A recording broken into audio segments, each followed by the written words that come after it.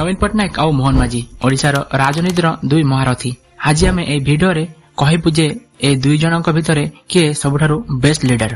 तेबे भिडियोटी शेष पर्यंत देखि निजर मतामत निहाती जणेबे। तेबे चलंतु भिडियोटी आरंभ करिबा। ओडिशार राजनीति कथा कहले नवीन पट्टनायक और मोहन माझी को दर्शा जाए। ए दुई जन निज निज अंदाज रे राज्य को शासन करछंती। ताहा भितरे नवीन पट्टनायक शांत एवं प्रभावशाली प्रशासक मध्यरु जणे। सेपटे मोहन माझी नवागत और आक्रमणकारी नेता मध्य परिचित होइछि। दुईଙ୍କ जीवन गाथा राजनीतिक विचारधारा एवं कार्यशैली अलग अलग। तेबे चलंतु ए दुई जनक राजनीतिक जीवन उपर टिके नजर पकेबा। नवीन पट्टनायक ओडिशार एक सीएम। 16 अक्टोबर 1946 रे नवीन पट्टनायक कटक रे जन्मग्रहण करथिले। से ओडिशार सबुठारु प्रसिद्ध राजनेता मध्यरु जणे। नवीन पट्टनायक पिता बिजू पट्टनायक मध्य ओडिशार प्रसिद्ध मुख्यमंत्री रहिथिले। बिजू पट्टनायक ओडिशा पई जहा सबु स्वप्न देखिथिले ताहाकु नवीन पट्टनायक पूरा करिबारे सक्षम होइछि। Naveen Patnaik Delhi saint Stephen college रे पाठ पढ़िथिले। तबे नवीन केबे राजनीति रे पाद रखिथिले चलंतु जानिबा। सन 1997 रे नवीन पट्टनायक सक्रिय राजनीति रे पाद रखिथिले। तांको पितांको राजनीतिक पार्टी बिजू जनता दल बीजेडी रो नेतृत्व रे थिले।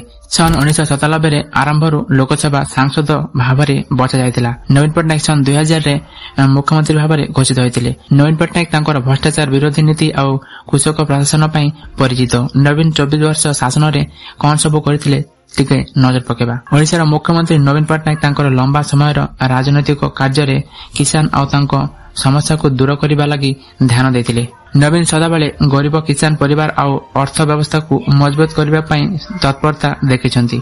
किसान सहायता योजना रे प्रति किसान परिवार को 10,000 लेखाएं वर्ष को दिया जाउथिला। एही राशि गरीब और रबी फसल बेले दिया जाए। ताहापरे भूमिहीन कृषकों को आयकर साधन पई 12,500 करी सहायता दिया जाउथिला। आहुरी बीमा सुरक्षा पई प्रत्येक किसान परिवार को 2 लाख बीमा कवरेज दिया जाउथिला। ऋण माफ सहायता मध्य निर्भर न करी सीधा नकद सहायता दिया जाउथिला।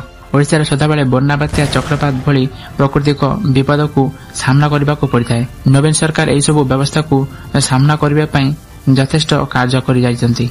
फसल खराब हेले तत्काल सहायता जोगा दिया जाउथिला। सन 2019 रे आसीथिबा फानी रे होइथिबा क्षतिग्रस्त को पूर्ण करने पई 2000 कोटी टंका सहायता प्रदान करथिले।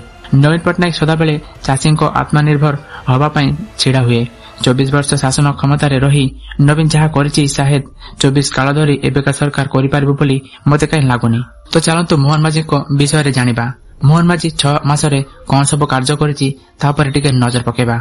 मोहन माझी जने नवागत मुख्यमंत्री। 6 जनवरी 1972 ओडिशार मयूरभंज जिल्ला रे जन्मग्रहण करथिले। तो मोहन माझी सांताली ट्राइबल कम्युनिटी रु बिलंग करती। से झुमपुरा हाई स्कूल 1987 रे तांकर हाई स्कूल कंप्लीट करथिले। 1990 आनंदपुर कॉलेज रे हायर सेकेंडरी एजुकेशन कंप्लीट करी से bachelor of arts degree from Chandrashekhar college रे पूरा करथिले। मोहन माझी चंपुआ एवं LLB from Dhenkanal law college रु डिग्री हासिल करी से चंपुआ रे सरस्वती शिशु मंदिर रे शिक्षक रहिथिले। से टीचर सहित part of network of school run by राष्ट्रीय स्वयंसेवक संघ रे जड़ित थिले। से प्रियंका मारांडी को विवाह करथिले। मोहन माझी 1997 ରୁ 2000 मसीहा पर्यंत रायकलर सरपंच थिले। से 1997 ରୁ भारतीय जनता पार्टी बीजेपी राज्य यूनिट आदिवासी विंग रो सचिव भाव काम करथिले। मोहन माझी 2000 मसीहा रे केउझर प्रथम थर पई ओडिशा विधानसभा को निर्वाचित होइथिले। से 2004 ରୁ पुणी निर्वाचित होइथिले एवं 2005 ରୁ 2009 पर्यंत सरकार को डिप्यूटी चीफ मिनिस्टर भाव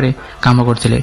मोहन माझी 2009 एवं 2014 रे विधानसभा निर्वाचन रे हारिथिले किंतु 2019 रे समान निर्वाचन रे जीतिथिले। बीजेपी मुख्य विरोधी दल हवा सहित मोहन माझी को दलर मुख्य चाबुक भाव नियुक्ति करथिले। से आदिवासी जाति बा जनजातिर स्थायी कमिटीर सदस्य तथा 2022 ରୁ 2024 पर्यंत राज्य रे थिबा आकन कमिटीर सभापति मध्य रहिथिले। तापरे 2024 रे विधानसभा निर्वाचन रे मोहन माझी चतुर्थ थर पई केउझर आसन जीतिथिले। ओडिशा विधानसभा रे 147 टी सीट मध्यरु 79 टी सीट रे बीजेपी संख्यागरिष्ठता हासिल करथिले एवं 11 जून 2024 रे माझी ओडिशार मुख्यमंत्री भाव नियुक्ति होइथिले। तबे कथा होछि 6 मास हला मोहन माझी कोन करिछि। बीजेपी सरकार मिछ प्रतिश्रुति देई निर्वाचन जीतिछि ए तो प्रमाण करि सारिछि। मोहन माझी शासन क्षमता को आसीबा पूर्वरु कहिथिले हमकु भोट दियो आमे 50,000 ଟଙ୍କା ଡାଇରେକ୍ଟ ବ୍ୟାଙ୍କ ଆକାଉଣ୍ଟକୁ ଟ୍ରାନ୍ସଫର କରିବୁ। ତା ସହିତ 3,000 ଭତ୍ତା ଏବଂ 300 ୟୁନିଟ୍ ବିଜୁଳି ଦିଆଯିବ। କିନ୍ତୁ ମୋହନ ସରକାର ଏସବୁକୁ ଧ୍ୟାନ ନ ଦେଇ ଖାଲି ନେଳି ରଙ୍ଗ ବୁଝାଇବାରେ